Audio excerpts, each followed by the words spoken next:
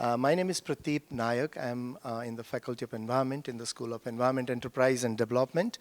I'm also part of the V2B, or Vulnerability to Viability Global Partnership here in University of Waterloo, which is supported by the Social Sciences and the Humanities Research Council of Canada.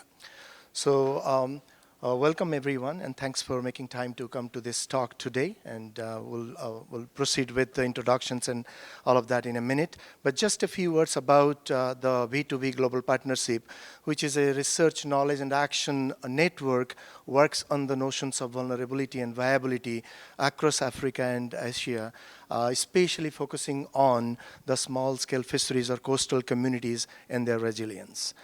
The way we understand vulnerability and viability is not just economic or income or livelihoods, but to cover all aspects of human life and the struggles that people go through in these small communities in responding to the vulnerabilities, and also at the same time moving slowly towards viability. And we'll hear some of the of those definitions and the types of meaning we make out of vulnerability and viability in the talk today. But at the same time, I also acknowledge that we are a team of people here, Derek Armitage, Sybil Baranji, and a number of graduate students that work on different aspects of B2B research in Asia and Africa and globally are also present here, and their hard work has made this possible to gather here today to discuss about vulnerability to viability.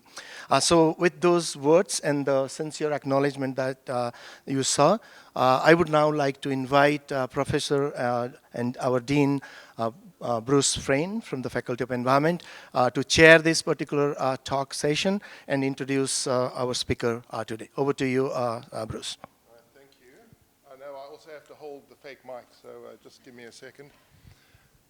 It's so weird. I was just reminiscing with Ian Rowlands over there about teaching in this room before they had fixed it. And believe it or not, it's not yet fixed. And those of you who come from the Global South, urban environments will recognize all the wires here as sort of people trying to make things work when they're not really working. This room has been like that since I got here in 2010. So anyway, we have a fake mic as a result. So thank you very much, Pradeep, and wonderful to be here. Many familiar faces, and I can say that I first got exposed to IIT Kharagpur and the Chilika field experience, and now V2V, through Pradeep and my association with him and the work that I do in international development. And it was a trip to Kharagpur that led me to meet our guest today, Professor Manas Kumar Mandal. And he really is an extraordinary person. He had a reputation, and so when I met him, I thought, this is it? Okay, good. And then we traveled down to Chilika together and spent a week there. And I can tell you something about him. He likes to have early morning walks where he sits and thinks. Or it doesn't sit, he walks and thinks, because his field is cognitive behavior, cognitive psychology, neuroscience. And he really is a global expert in that field. And so if you want to take something away from his daily practice, movement encourages creative thinking, not so? Yeah? And helps to set you up in a meditative way for the day. That's all I'm going to ad lib on, because the professor here has a very illustrious career, and so I'm going to have to refer to the website in order to tell you a little bit more about him. I didn't have time to memorize it all. So Professor Manas holds a PhD from Calcutta University and started his career as a lecturer at Banaras Hindu University in 1983. And he completed a postdoctoral fellowship at the University of Delaware, and that was as a Fulbright Fellow, which anyone who knows Fulbright knows that's a very prestigious award to get. But here's the part that I really like. He also studied at the University of Waterloo as an International Scientific Exchange awardee as part of an Indo-Canadian Shastri Fellow. And Shastri and its fellowships are also very well known globally, but particularly here in Canada and in India. So welcome back. Yeah. The professor was a professor of psychology at the Indian Institute of Technology in Kharagpur until 2003, joined the Defense Research and Development Organization, the DRDO, in 2004 as director and director of the Defense Institute of Psychological Research, and remained there for 9 years before he took over as the chief controller of research and development of life sciences. Thereafter, Professor Mandel became distinguished scientist and director general of the DRDO. Mandel was also visiting professor at Kyushu University in Japan for 3 years, and a Fulbright visiting lecturer at Harvard University in 2003, as well as a visiting Fulbright Neuro professor at the University of Pennsylvania. So when I said I didn't have time to memorize all of this, you can see why. In addition, he currently serves as a distinguished visiting professor at the Indian Institute of Technology in Kharagpur. So that kind of closes the IITK circle for us. In addition, he is also an adjunct professor at the National Institute of Advanced Studies in the IISc campus in Bangalore, and is an honorary professor at the Sri Sri University Faculty of Contemplative and Behavioral Sciences. And there's a long list of awards. You've heard some of them, so I'm not going to read them all out, but suffice it to say that I think you've got a flavor of the level of accomplishment and international recognition of our guest today. So without further ado, we look forward to your presentation, and please join us up front. Thank you, Professor.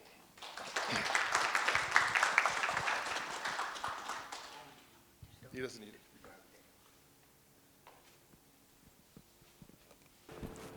So I can talk without faking? Okay. That makes me happy. Okay. It's a pleasure and privilege to be in front of you. And my gratitude to all of you, and in particular to the chair, to School of Environment, and University of Waterloo. I learned my basics here. I mean, as a Fulbright, not as a Fulbright fellow, as an NSAC fellow. And I think I got a chance due to this school and particularly Professor Pratik Naik. He wanted me to learn a little more about sustainability. And I found that he wants to understand happiness in sustainability. Of course, my point of view is sustainable happiness. Slightly different, but we are complementary to each other. So he thought this is the forum where we can discuss about happiness. So with this backdrop, let me tell you that what is that I'm going to talk about. I mean, I am not going to talk about anything related to art of happiness. I am no guru, neither I nurture happiness the way people think that one should do, because I am a clinical neuropsychologist. All through my life, I have seen patients only. So what led me to actually come to this field after 40 years of teaching and research, I'll get some chance to let you know. But before that, it's important also to tell you that this subject matter is pretty new, in the sense that happiness as a construct has very rarely been known. We all know that we have to be happy. My mother has been telling all through our life, you must be happy.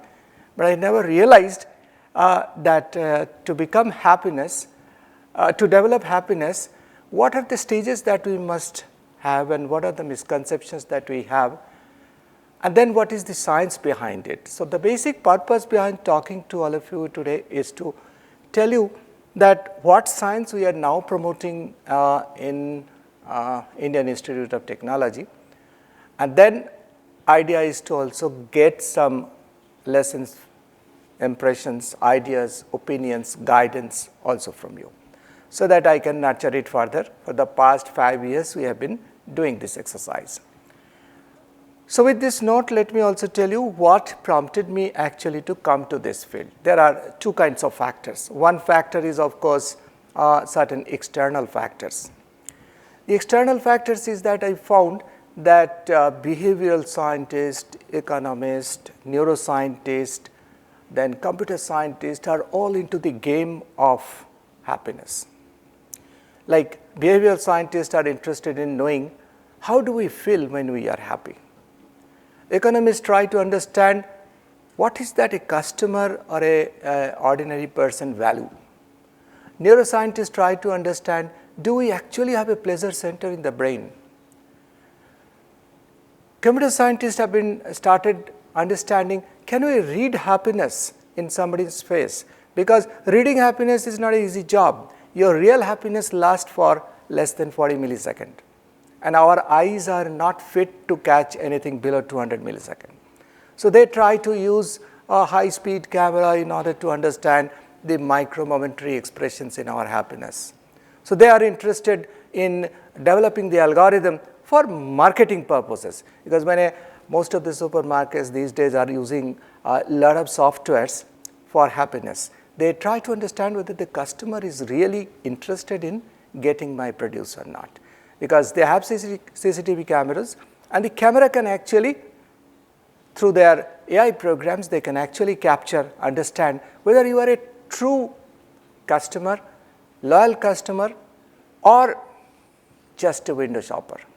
And we actually work with those softwares. So a lot of sciences have started working on the concept of happiness. Therefore, that's one of the reasons I am interested into it. The second reason is that at least 2 people got Nobel Prize on this concept. Okay.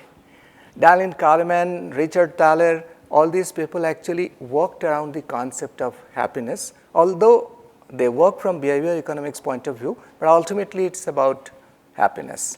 And also, many articles I found are coming in Science and Nature on happiness. Very surprising, people don't believe that happiness is a construct or a concept. Science is publishing such kind of report? Yes, it does. I can give you a small idea and then I can proceed further.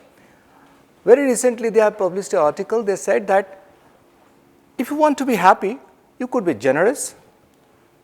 And if you are not generous, if you want to be reciprocal and be happy, we can understand neuropsychologically through functional magnetic resonance imaging or positron emission tomography. So people are supposed to imagine that they are giving something to someone without having any return. A different network gets activated. So that's generosity and happiness. And when you are reciprocal, that you want to expect, you are actually expecting something else from someone after giving to somebody, then a different set of network gets activated. So science is actually are into it, and they are trying to understand what happiness is all about. As a sciences, Science and Nature both are very important journals for us. And the third reason I found that, United Nations had decided that the model for governance should be the index of happiness. They started getting the happiness index for many countries. 156 countries now decided that their model of governance should not be based on GDP. It should be based on index of happiness. And in 2011, when the United Nations decided to do that, every country has started getting their happiness index, and you are all aware of it. 156 countries are being done. Canada's number is 13 in terms of happiness. Finland is number 1. Unfortunately, Finland also has got the highest number of suicides as well. But that's a different issue. That's altogether a different issue, that the country who is considered to be the happiest also had the highest suicide rate. And that's biologically a valid explanation. And if you are interested, later on I can tell you why it is so. So these are certain external factors which prompted me to understand the science of happiness. I had certain internal factors as well. Because, as I said, I am a cognitive neuroscientist. All through my life, I worked with brain damage patients, with focal brain damage and with schizophrenia. And I found that when there is a damage in the brain, you fail to realize and recognize a particular emotion, but you never fail to do the same for happiness. You always recognize happiness, whatever be the kind of damage you have in your brain. And in schizophrenia also, you must have heard about schizophrenia. They fail to recognize negative emotions. They actually cannot. Very recently, I published a report in Bulletin, Schizophrenia Bulletin, with more than 500 studies as meta-analysis, and we found that schizophrenia has got all kinds of problems, but they never fail to realize or recognize happiness. Why it is so? That brain damage patients, they never fail to recognize happiness. Schizophrenia as a patient, they also don't fail to recognize happiness. And then I had the opportunity, I availed several Fulbright fellowships in different institutions. And I was working with universality of our emotions. Is there a set of universal emotions, like universal colors like red, green, yellow, blue? Do we have universal emotions as well? So I had the opportunity to work with, I don't know whether you remember, whether you know about that or not. Paul Ekman is a person considered is a stalwart in the field of universality of understanding emotions. So I had got long opportunity to work with them, worked with hundreds of countries to understand whether recognition of emotion is a universal phenomenon or a culture-specific phenomenon. We find that except happiness, all other emotions are culture-specific. The way you express it is always a culture-specific thing. Somewhere you intensify emotion, somewhere you de-intensify it, somewhere you mask it, somewhere you neutralize it. In Japan, for example, if you are happy, if you are angry, you will show happiness, you will express happiness. So that's the social practices. In India, if you go, you can't be too happy, because there is a belief that if you are too happy, then you have to be too sad as well. So every culture has its own practices. So the point when I'm trying to say is that we found that happiness is a universal concept from not only patient's point of view, from the normal subject's point of view as well. Since all these points came to me, I thought, let us start working on the science of happiness. So we got a very generous endowment from one person who was an alumnus in IIT Kharagpur and is the chief executive of the Foundation of Happiness in California, and also is a billionaire. So he set up this center at IIT Kharagpur, and I got the opportunity to work in that center with one of my colleague, Professor Priyadarshi Patnaik. So with that notion, we started the the science of happiness, and whatever we have done in last 5 years is not the issue what I am going to talk to you. In fact, I will be raising some questions, and each question will raise further questions, so that I get your impression and ideas as well. So what I am going to discuss actually, what kind of science happiness is? What do we know about happiness? Where does happiness lie? And how do we define happiness? These are the 4 things we are going to discuss. And with each question, there are more questions. I do not have answers, so do not expect that I will be able to give you answers.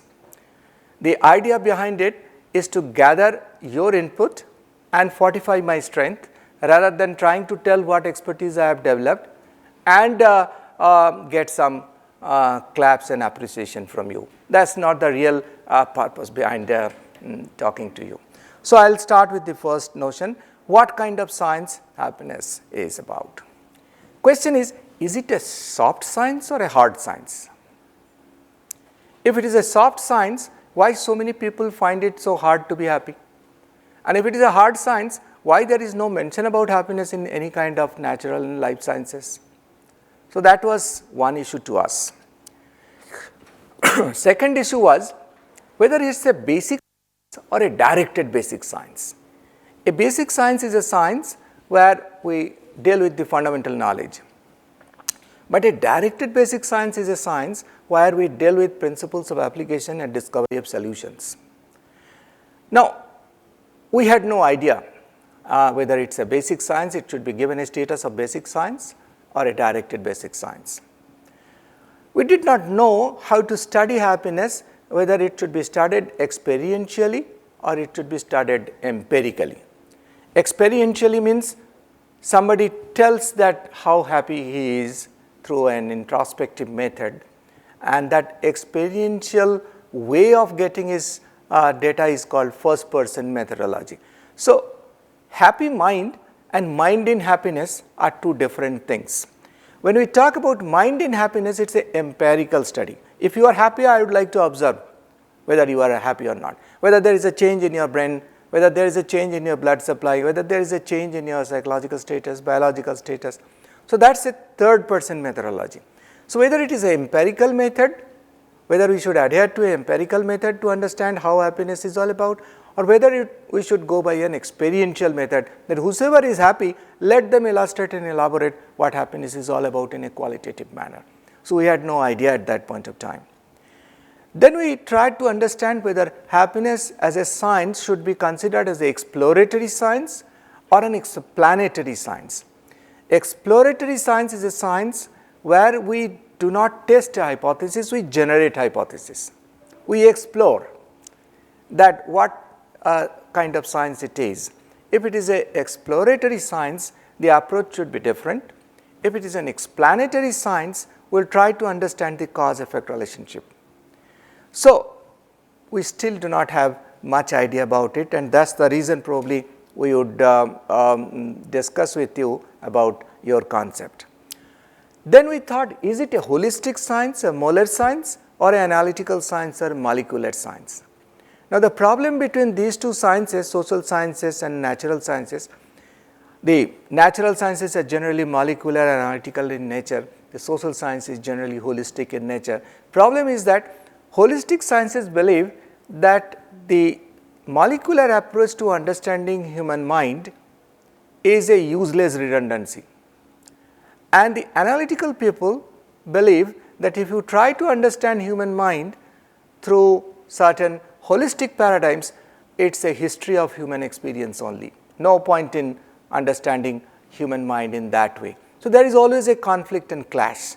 So, we did not realize whether we should treat it as a molar science or a molecular science, because a lot of molecular biologists today are working on the science of happiness. I will give you some evidence. And then also we thought, is it an interdisciplinary science or is it a transdisciplinary science? When we talk about interdisciplinary science, different sciences come together to share their finding, but they do not share their methodologies. But when we talk about a transdisciplinary science, they not only share their finding, they also create a new methodology. So, do we think that we should create a new methodology to understand science of happiness? That challenge was also with us. So, these were the questions. I do not have any answers, but this is the problem we faced, that how to actually handle this science. Then comes some more questions. Is it a science or a practice? Is it a process or a goal? I want to be happy. Now, if I become happy, next moment I become unhappy again because I have to chase it further. So, is it a end point or is it a process? Some people say that, oh, it is a journey, not a destination. Some people say that it is a process, not a target. So, as a science, are we interested in studying the process or the outcome? That was one challenge to us. Then we wanted to know whether it is nature or nurture. Is there a gene for happiness? Some people are very happy despite having a lot of adversities in there. And some people, I have seen some people who have never smiled, honestly speaking. And they are well off. They are very well off. They have got everything in life, but I haven't seen them smiling. So, is there a gene for happiness? So, lot of researches are being done on genetics of happiness. There is a brain-air behavior. Is there a brain area in the brain? Is there an area in the brain which actually regulate our happiness? As I told you, I have worked with hundreds of focal brain damage patients. In fact, I worked in the operation theaters. The craniotomy is done. Every part of the brain has been, different ablations were done, different surgeries were done. We could not find a single area which could be considered as responsible for regulating happiness. We got a pleasure center, but we do not have a happiness center, because pleasure and happiness are altogether two different things. Pleasure is momentary, happiness is long term. So that was the question. Pain on pleasure. I mean, unfortunately, the neuroanatomists have found that the pleasure and pain center in the brain is the same. The center which gives you pleasure also gives you the pain. And those who find pleasure out of it, they say that pain is inevitable, but suffering is optional. You can still be happy with pain. A lot of things which gives us pain, like addiction, starts in that way. I mean, it starts with a pain, but ultimately you develop addiction because it triggers some kind of dopamine. Like mobile phone is a dopamine trigger, is a dopamine stimulator.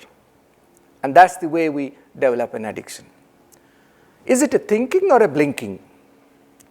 That is it a cognition or is it a feeling?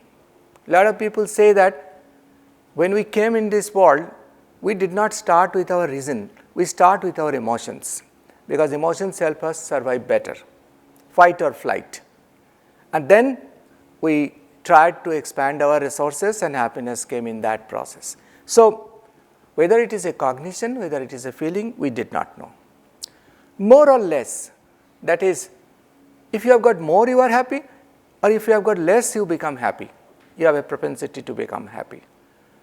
So abundance and scarcity, we don't know who is more happy. Somebody who has got more, are they more happy? Or somebody who has got less, they are more happy.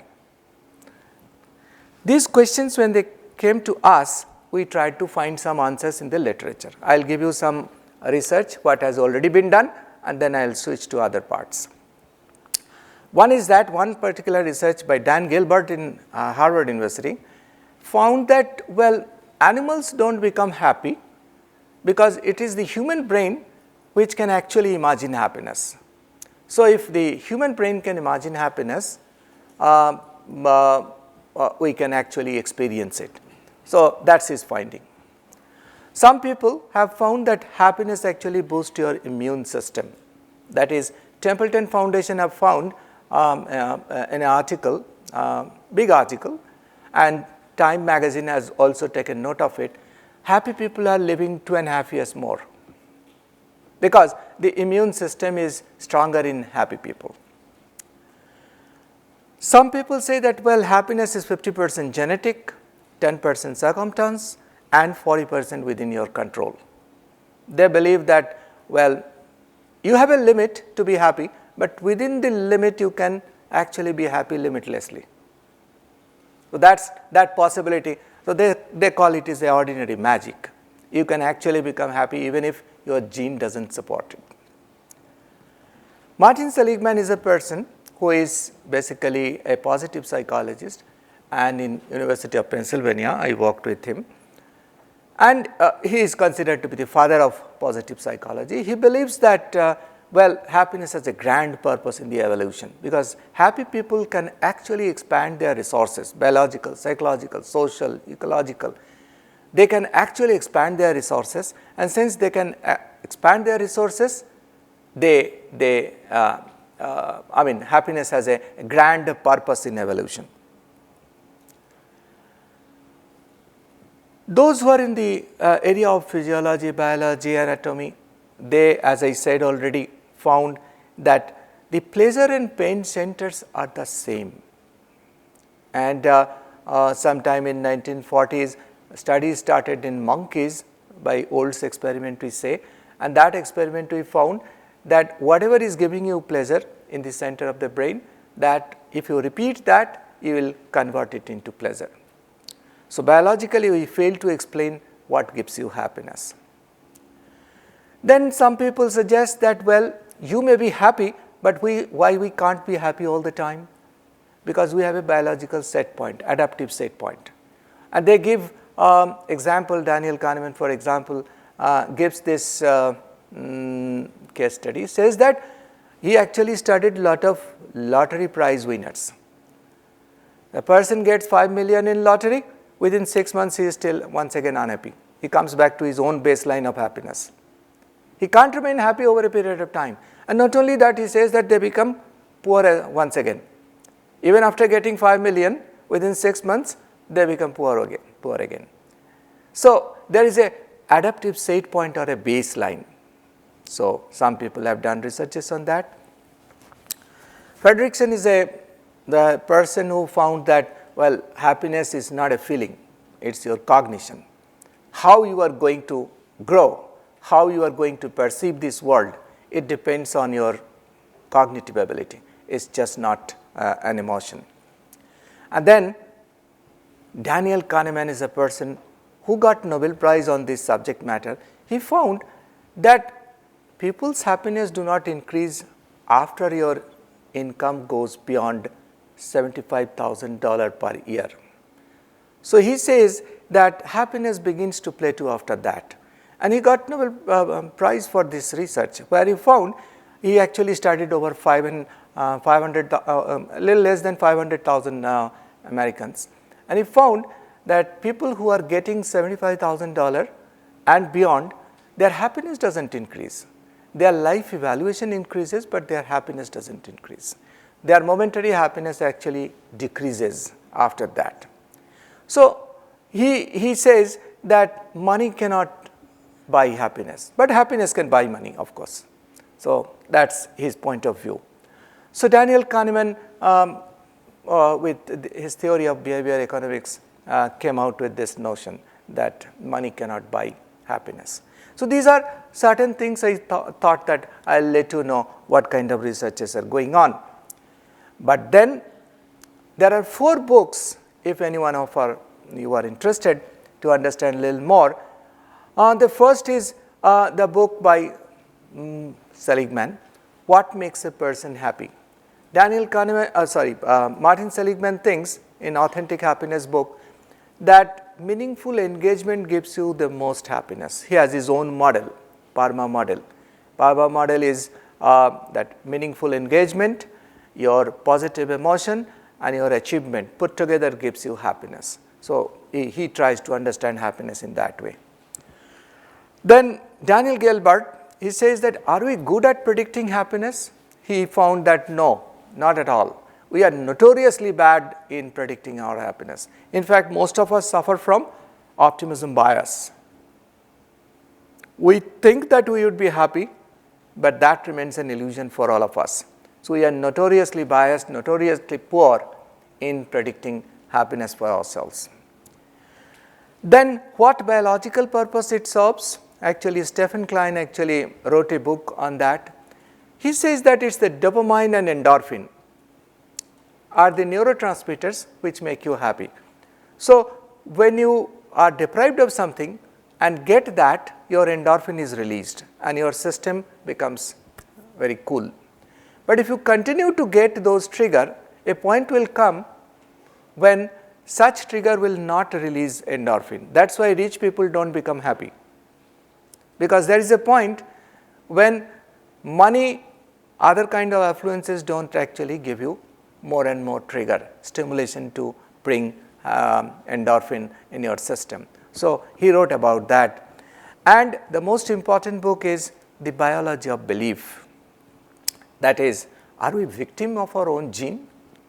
He says that, well, we have got, he's a molecular biologist. This book is one of the best seller in the world.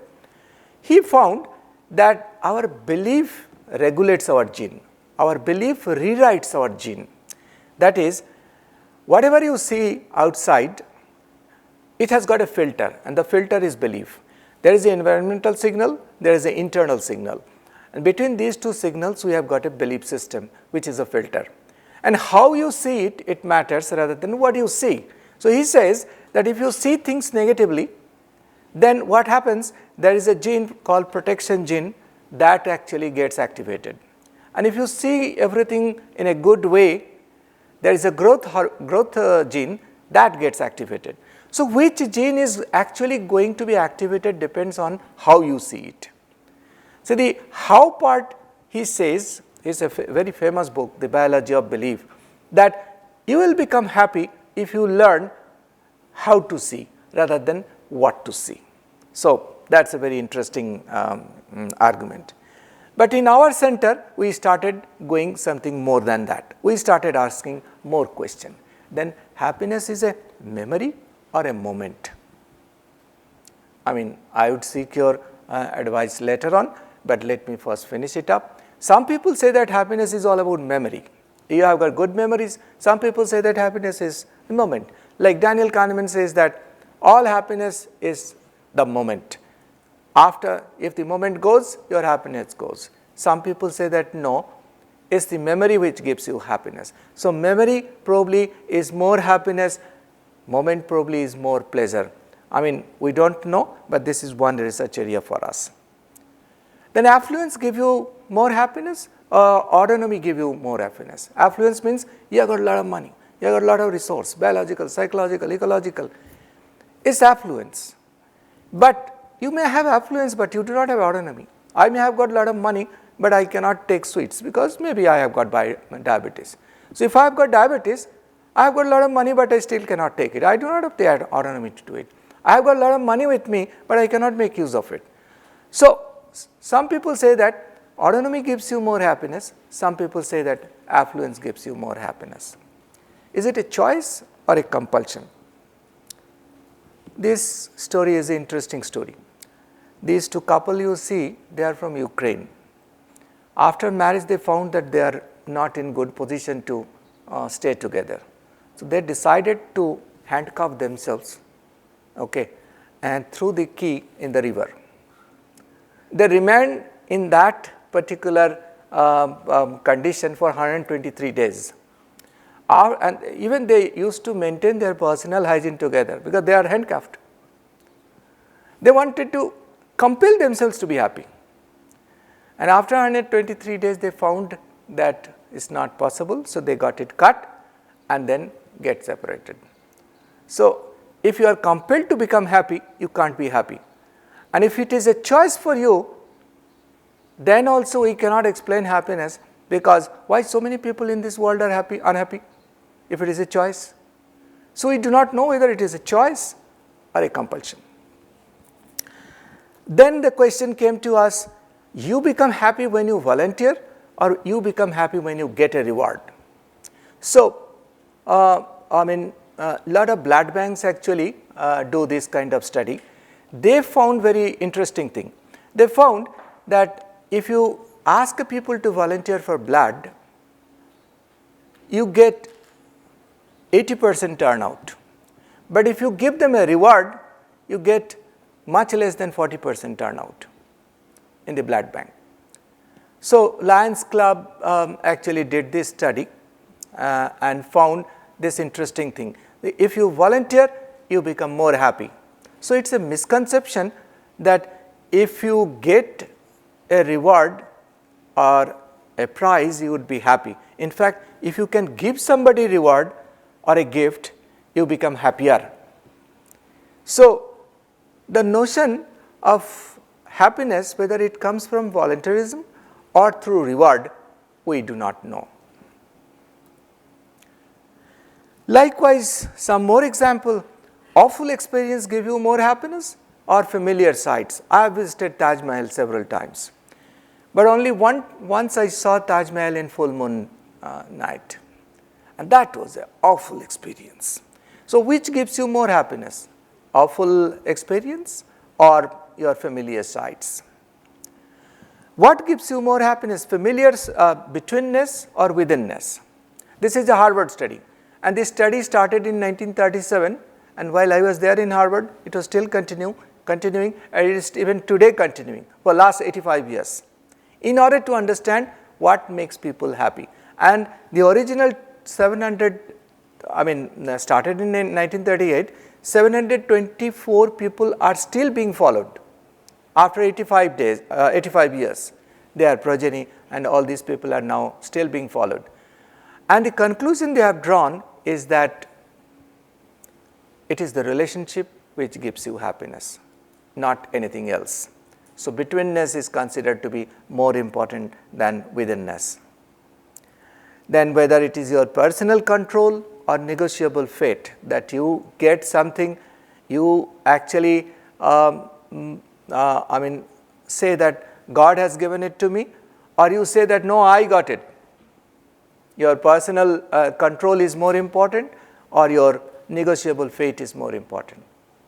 Likewise, when the happiness index of the UN came, they found global north is more happy than global south. Now, 156 countries were actually surveyed, and they found that almost all countries in North America, Europe, they are happier, because their idea was to understand whether living standard is a marker for happiness or not. But country like ours, for example in India, we know that it is not the living standard that gives us happiness, because we are a collective society. In a collective society, sacrifice gives you more happiness rather than gain. It is the sacrifice which gives you more happiness for the greater good, gives you more happiness. That is not been measured. When Canada did this study, Ipsos, there is an organization which is a global organization, second biggest in the world. They found that India's rank in happiness is 16th out of 156. But when Gallup did it by UN agency, they found India's standing today is 136. So, it depends on the kind of matrices that you use, whether you are trying to understand presence of unhappiness or absence of presence of happiness or absence of unhappiness. This is an important marker. Presence of happiness is different from absence of unhappiness. So, what kind of marker you have been using, that becomes a bigger question. So, today UN report is actually a tragedy for many of us, because we are interested in happiness for all. We are not interested in telling that this country is more happy, this country is less happy. I told you Finland is found to be happiest for last 6 years, consecutive 6 years. But the suicide rate is also very high. So, they live in ice, we live in spice in India. So, there is a big difference between these two countries, and the happiness index also is changing. So, I have no answer for all these things. Of course, I will tell you now, with all these notions, I am nearly done. I will take 1 or 2 more slides, then we will discuss about it. We established a transdisciplinary science, a science of happiness. We call it as a transdisciplinary science because we knew that no particular methodology is going to help us. So, we have to create a new methodology. And even in sustainability, as I said, the happiness in sustainability and sustainable happiness. My interest, of course, is sustainable happiness, and here, of course, the interest is more of happiness and sustainability. They are complementary to each other. To address this issue, we need to have a transdisciplinary approach. We call it as a transcultural phenomenon because happiness is not culture specific at all. Every culture, Paul Ekman actually did study on 176 countries with their facial expressions, and they found anatomically, biologically, all cultures respond in identical fashion with 99% concordance, only happiness, nothing else. All other emotions have got culture specific variations in their display rule. As I said, some are intensifying it, some are de-intensifying it, some are neutralizing it, some are masking it. Depends on what kind of display rule is socially promoted, but happiness is promoted everywhere. And it is a translational domain. Why translational domain? Because through this study, we do not want to repair the past. Our interest is to build the future. Repairing the past probably is a clinical approach. So, if we always work on deficiency approach like medical groups, then probably we are not making best use of our capability. Our idea is to work with the efficiency approach rather than a deficiency approach. That is one of the cornerstone of our study. Then we thought, when we run this study, by now we have cleared 5,000 students on these courses. We do not make it a content dependent course, we make it as a context dependent course, because we believe context, content and intent, as long they do not come together, probably happiness as a subject matter would not be understood. So, we made it as a context dependent subject matter. And we also believe that lifestyle probably creates a lot of trouble, but in our subject matter we give more importance to coping style. Lot of people may be smoking cigarette for last 50 years and do not develop any health problem. Their coping style is better. So some people have got good lifestyle, bad coping style, and some people have got bad lifestyle, good coping style. It has been found those who have got good coping style, they survive better as compared to people those who have got bad lifestyle. Then we thought, let it be an exploratory science. Since we do not try to answer any question, our idea is to explore it further and further. And if we want to explore it, we do not call it as an explanatory science, we call it as a exploratory science. But in the process, we do not want it to be an art of happiness subject matter as well. So we are not descriptive or prescriptive how to be happy. That's not our job. We are not interested about that. We are interested in understanding the process. So it becomes, the students who take it is a choice-based commitment and a self-driven engagement. Whosoever comes to our classes, we give them the options, and through that option we found that we have to now create a filter. Thousands of students are interested in entering into the subject matter, but we have a rule, I cannot handle more than 110 students in a class. So we have got 6 courses under happiness, 6 courses.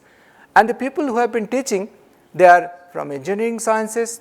I mean, not that they are bypassing engineering in order to teach happiness. They are teaching happiness by letting people develop the strength to create happiness for people otherwise. So creating mass happiness through engineered products is the approach which the engineers are taking. That I create only those engineered products which will create mass happiness. So for a mentally retarded child, for a spastic individual, if we can create some kind of tools for them, that tool will make them happy. So that's the kind of happiness they have been studying.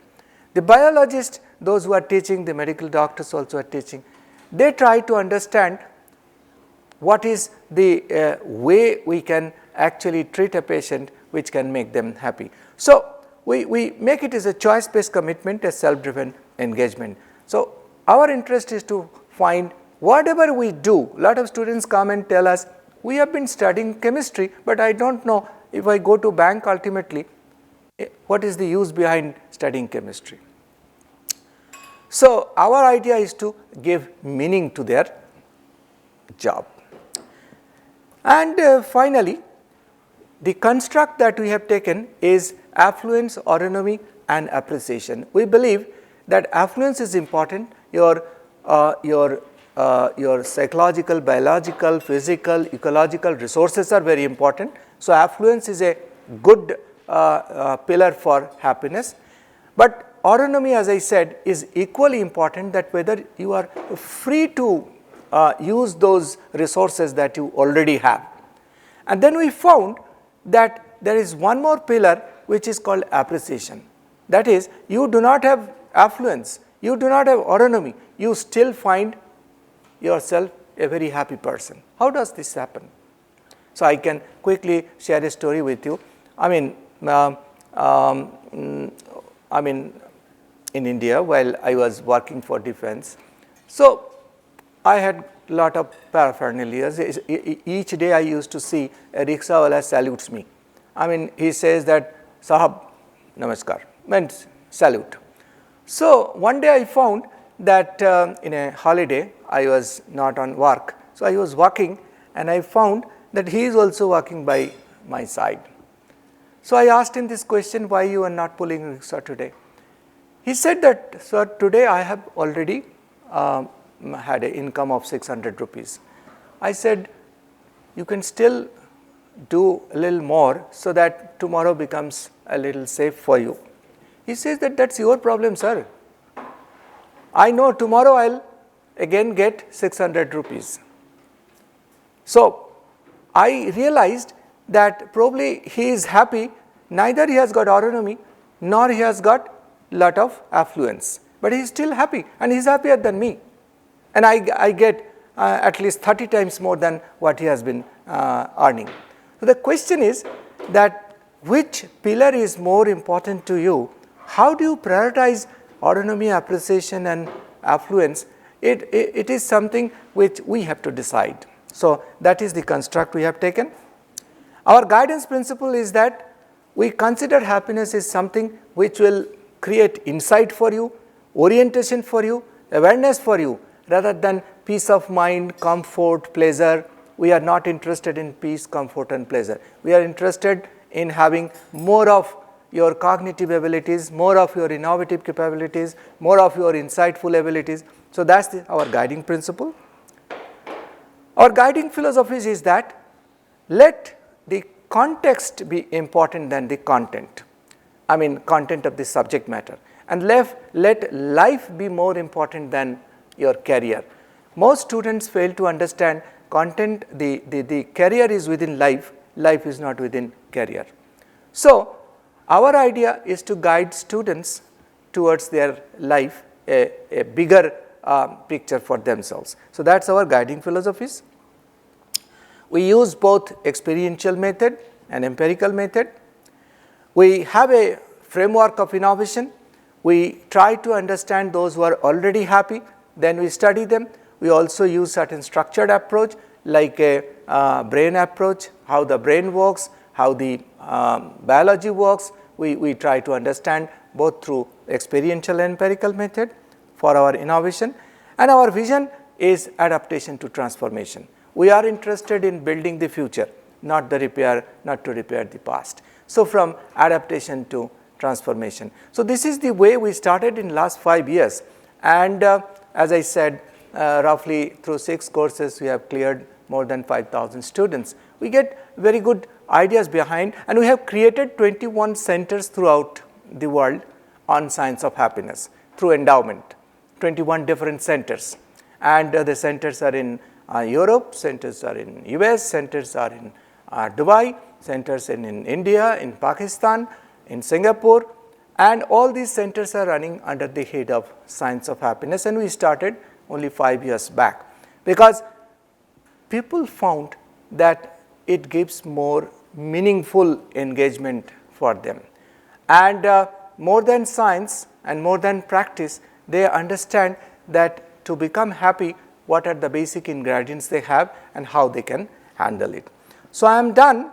There are many universities. We are not the pioneers. Don't believe that we are the pioneers. Pioneer is Yale University. Yale University has a program. McGill has a program. Stanford has a program. Berkeley has a program. Pennsylvania, where I was there, they have a program. So they are the pioneers. We do not claim to be pioneers. So actually Yale University, the most popular course in Yale University is the science of happiness. They have got 80 seats, but every year they get an application of more than 7,000. So you can check in the internet, the most popular course in Yale and Harvard University and Stanford University is science of happiness courses. So I am not trying to promote science of happiness. What they have been doing in science of happiness, they don't call it science of happiness. They want to build the student's life. But what we are trying to do it in IIT Kharagpur is to understand the science behind it. We are not much interested in making our students happy. Of course, that's one of the challenges that we all have, but the basic idea is to understand the science behind it. So we have a World Happiness Foundation as well, where more than 21 countries are representing, and I am an advisor to that center as well. And with that, we have been trying to understand, trying to run bigger projects on the science of happiness. So I am done. These are my references, and this is our team. And in our team, we have got 45 PhD scholars in science of happiness, large number of students who are working, and this is in IIT Kharagpur, and this become possible through the endowment that we received from Sacramento, California, the Foundation of Happiness Centers, and through that we have been actually running these courses. And that's all about today, and I thought I'll get your advices, guidance and opinions rather than trying to tell what I have done. What researches we have done, I have not narrated anything over here. I have only raised issues just to tell that every answer must give rise to more questions. And if we have got some answers, it must be able to raise more questions. So I have put forward those questions, and of course, I will wait for your comment.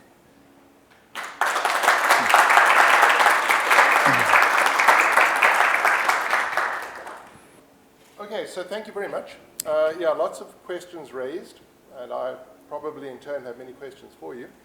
But I think we're going to just open this up to the floor, and so please feel free to raise any question you have. You might need to take the fake mic so that people at home can see and hear what it is that you're asking. But Professor Mandel is here, and let's use the opportunity to test him a little bit.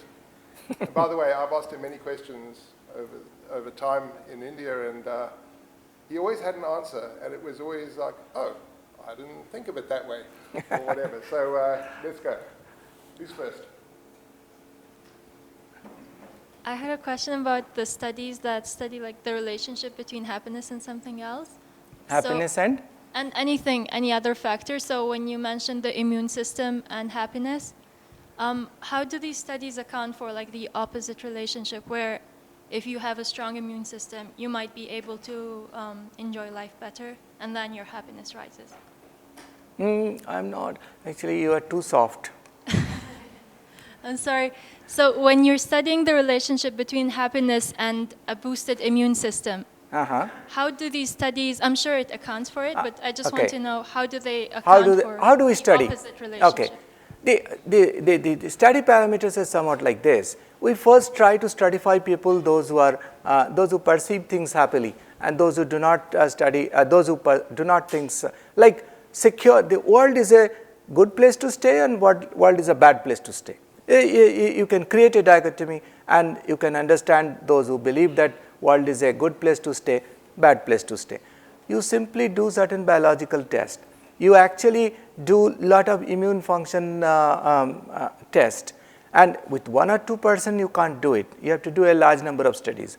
So we have seen those who are happily oriented, their functional structure of the brain and the neural functions which we study in functional magnetic resonance imaging, the image says that their certain centers are getting activated when they are negatively charged, which is opposite for people, those who are happy otherwise. So happiness and immune system has a relationship, because if you are unhappy, your immune system would be compromised, because you will always remain alert. And if you always remain alert, your immune system is bound to go down, So that's the problem with immunodeficiency. People who are always under stress, they lose their immune competency. So immune system and happiness has got a very strong relationship, and nobody contradicted this finding. Nobody. There is no literature which suggests that they have. But happiness doesn't mean, don't mistake me, that a happy person actually finds happiness in all kinds of emotion. They get a broad spectrum of the understanding of emotion: happy, sad, fear, anger, surprise, disgust. I cannot be happy all the time. So if I am a happy person, I will also be able to understand who is sad, who is disgustful, who is surprised, who is fearful.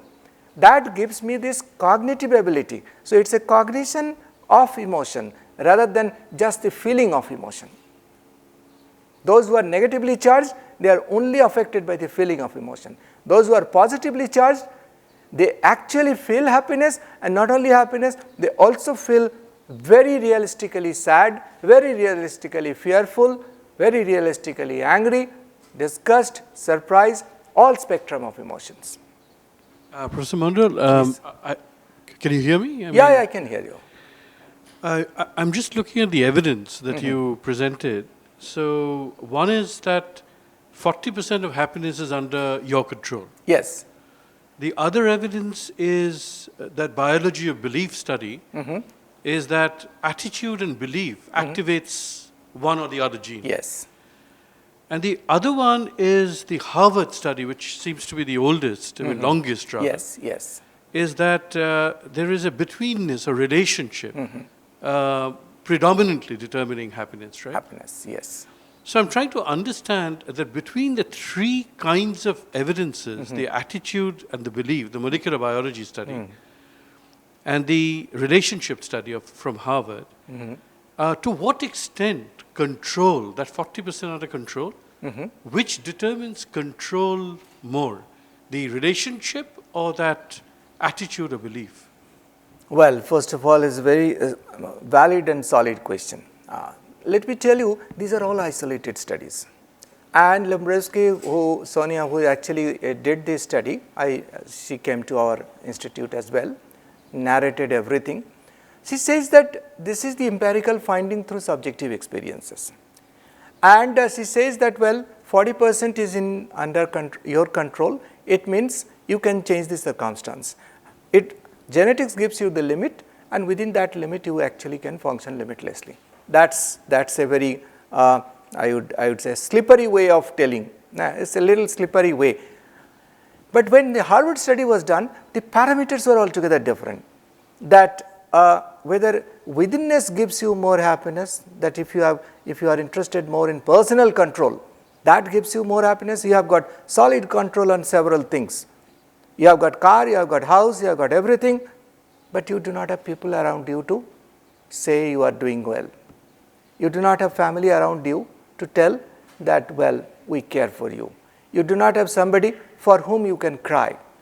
So the point the Harvard study is saying, after 85 years, is still continuing. They said that it will continue another 100 years. Okay? And if you go to the internet, you will get the full study report. Every 10 years, they actually come out with a study report. They suggest that, well, it's a longitudinal study. They suggest that ultimately it's the relationship that gives you happiness. It's not about your personal control. And when you talk about relationship, it's relationship not only with the family. It may be with your intimate family, it may be with your personal family, it may be your social family, it may be your public family. I'm talking to a public platform. That is also my family. So how you accept people, how you develop the network of relationship, that creates bonding. And that bonding gives you meaning. And that meaning actually gives you engagement. So that's the way they explain the whole study. And when Bruce Lipton studied, Bruce Lipton is a molecular biologist. He actually changed the theory of gene. He says that gene controls us, not really. Gene expression is controlled by our belief. All genes are within us. Which gene is going to be expressed depends upon your belief system. I repeat, belief is not a thinking error. We all have belief that probably God is somewhere in the sky. Nobody has seen it. Nobody has seen God. Nobody has seen demon in the beneath the earth as well. It's all our belief. Religion is a belief. Now he says that belief creates a filter between what you get from outside and what you get from inside. And that filter creates a mindset. And mindset is different from mind. And that mindset is something where you get quickest possible answer. Because every second you are taking a decision. And if you allow your brain to do some logical processing for every problem that you face, your brain will collapse. So you will get some ready-made answers.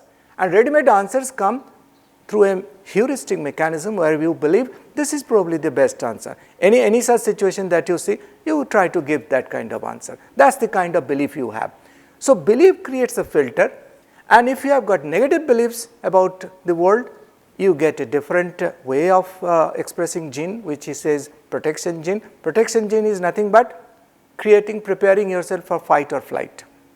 And growth gene is something where you get love, affection, sentiment, and all these things. Is a growth gene. So your belief actually controls. That's his orientation. Now, researchers, ever since these kind of researches have been done, a lot of people have started taking interest into it. That what is really there in brain, you do not get happiness. Now, I'm talking about one person. I did a big work with Mount Sinai Hospital with brain damage patients. And we did not find a single area of the brain where happiness is located, because all mental functions have got some kind of location in the brain. So people started telling, oh, happiness is a purpose of communication. Whenever I meet you, I smile. So why do I smile? Because I want to communicate with you. So the fundamental purpose of happiness is to communicate, not to go beyond that. That's neurobiologists have been giving explanations in this way. The point is that we all are aware of it, but nowhere we are getting the locus behind. That's the challenge in happiness research. And that's the reason we thought, instead of trying to understand the art of happiness, let us try to think about science of happiness. Yes, sir.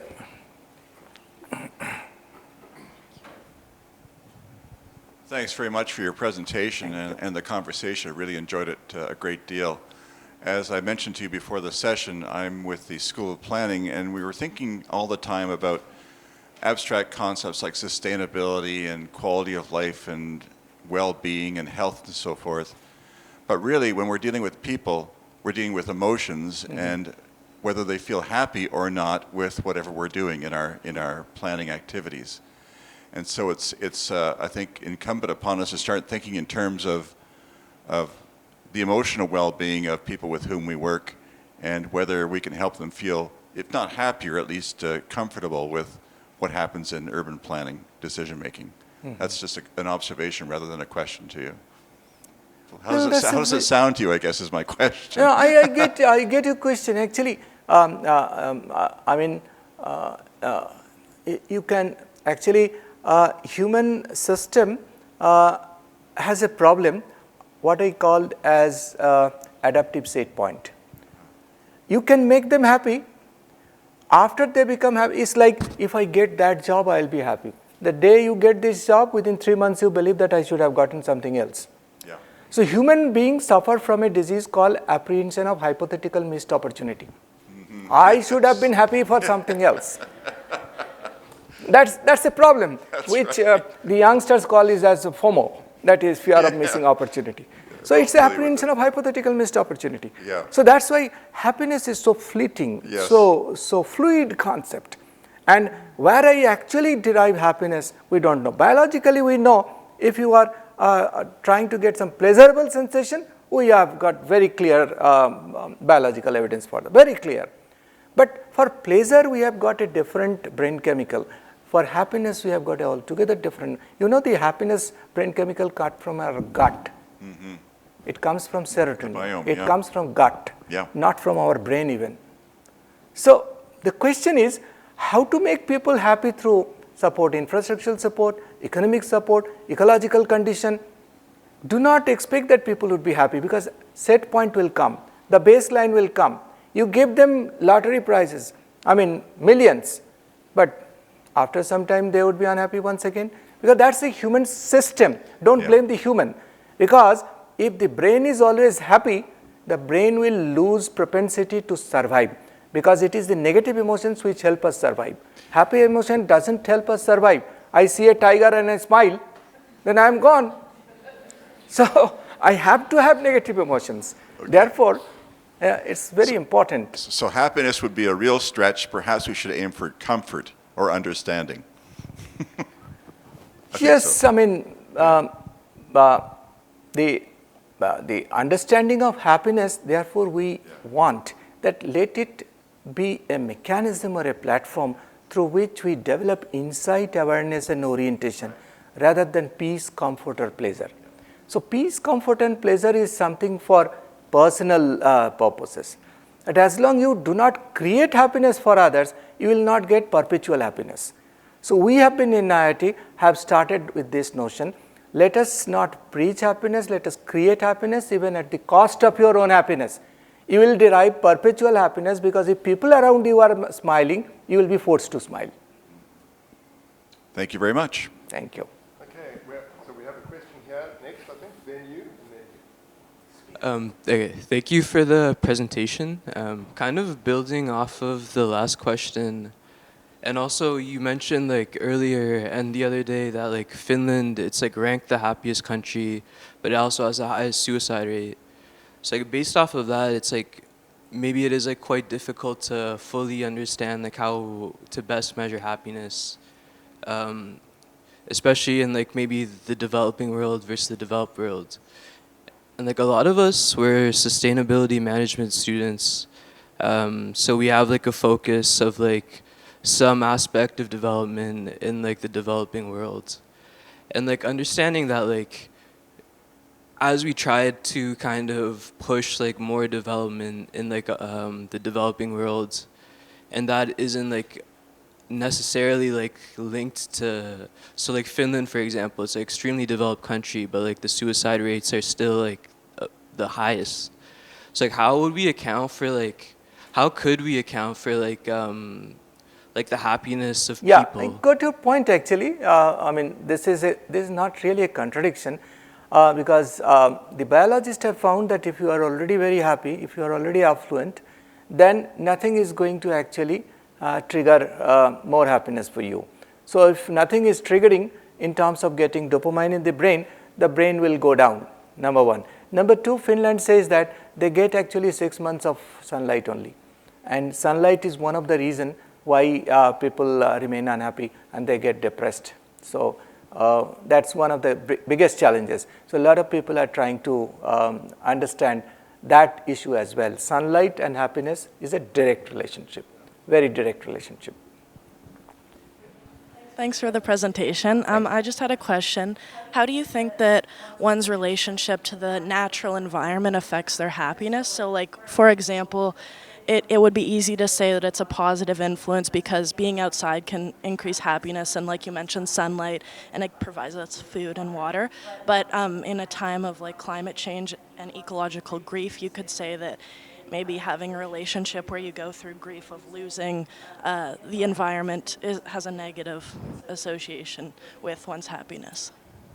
Well, these are, if you want me to answer, probably I do not have an answer for this. And any changes that are, look, one question I can answer is that if people are from those zones where there are more disasters, more difficulties, more impact of changes, they develop better adaptability. Their immune system is better because they have come across all those things and they are rooted better. So from adaptation to transformation, that's what the vulnerability to viability issue is coming. We need to understand where the switching takes place. I mean, why for some people it is a ordinary magic? Why for some people, I mean, some cultures as well find it that bouncing back is not so difficult. But in some cultures, they find it very difficult to bounce back. So these are big questions that's probably we want to study, that globally, if there is a climate change, then what kind of change is also coming up in the society.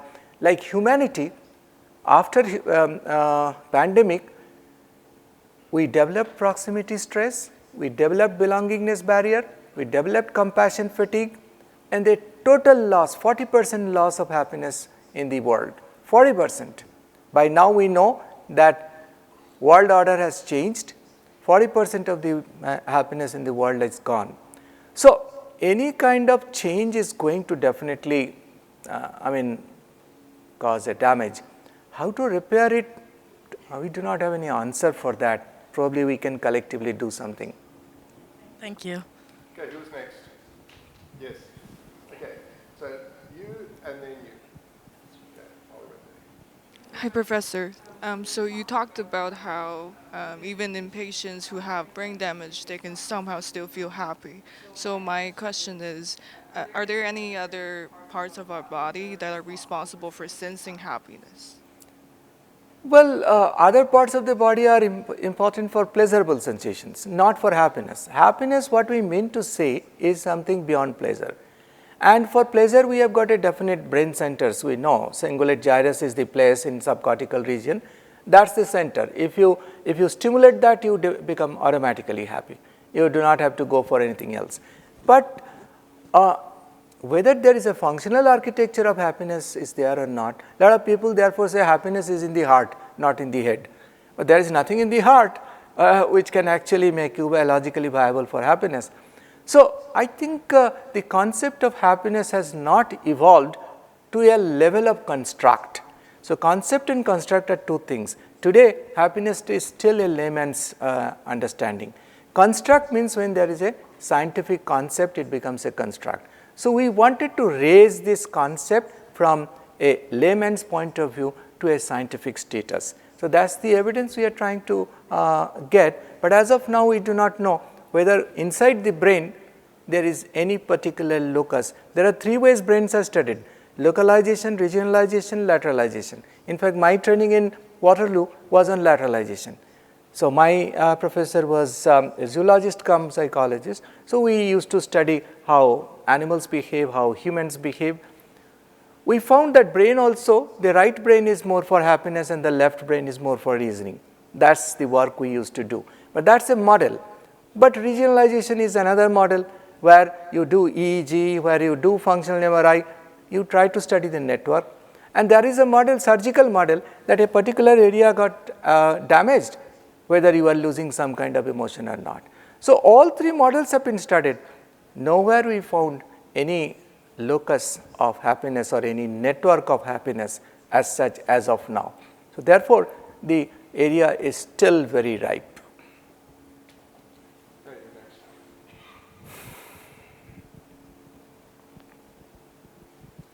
Thank you, Professor, for the very interesting presentation. As a researcher on sustainability transitions, it's very interesting for me when you mentioned about how you need to create new methodologies to support the vision of adaptation to transformation. Yeah. So, and you also mentioned about the importance of metrics and indices. So I guess my question is, how do you tackle that? Like, do you think of questions beyond understanding happiness, for example, whose happiness matters, or like the unintended outcomes, for example, when is happiness bad? Actually, the other day I was talking about adaptive methodology for transformation understanding. Adaptation to transformation, how this transformation takes place, we have a specific methodology for that, which is not available in the book as of now. So, I was there in, I was just mentioned about some of these methodologies. There are various methodologies which can actually tackle this aspect, which we call adaptive methodology. And in this methodology, you do not go by plan, you go by an idea, then every second moment you find some kind of finding, you actually change the plan of your research. So, that is called methodological issues, that one part. The other part is the matrices. What kind of matrices and parameter you are using? Now, parameters and matrices is a very important thing. Like World Happiness Index has been developed on the parameters of living standard. They are not developed on the parameters of autonomy. So, the parameters are also very important thing. When Ipsos in Canada did this study and found that India, for example, is a happier country than otherwise what the UN has found, they took the parameter of relationship, because in a collective society relationship matter much more as compared to your capabilities or as compared to your personal control. So, parameters matter.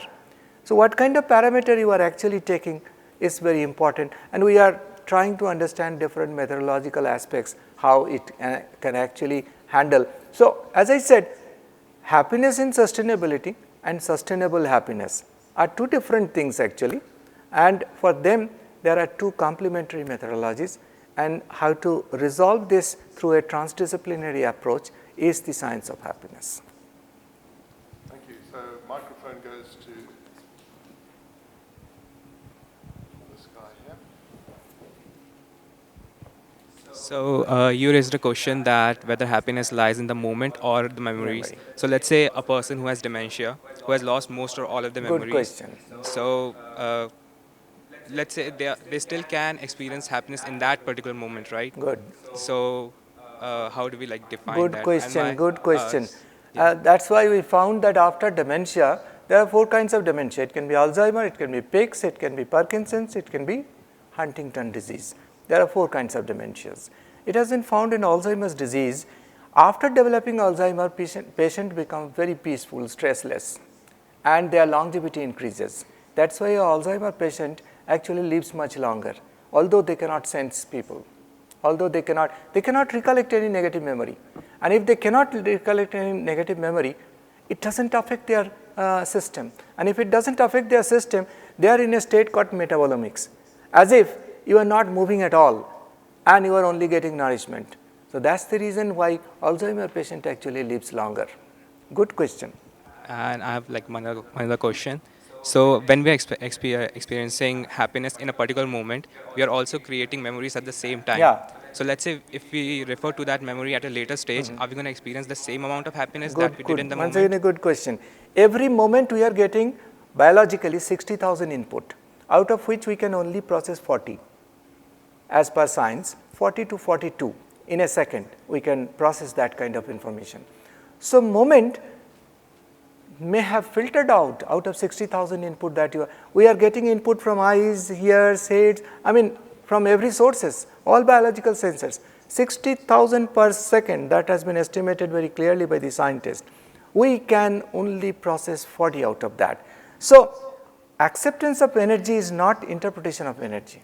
Interpretation of energy is not what you actually attend to, and what you attend to is not something what you are actually memorizing, and what you are not memorizing is not something what you are learning, and what you are learning ultimately is not your life experience or problem solving. So there are long chains in the functional architecture of the brain. I guess if you bank on memory, you lose it very quickly because moments do not last longer, and if you bank on memory, the problem is that memories get mixed, positive and negative. So if you believe getting 1 week of leave is very good, fine, but getting 1 month of leave, you think it's even better, which is not true. In 1 month you will get good memories, bad memories. That's why proximity stress in pandemic has become so problematic. We got long leave, 2 years, but we did not enjoy it. Thank you for your clarification. I think we will leave it at that. And just to thank you very much for a stimulating, interesting talk.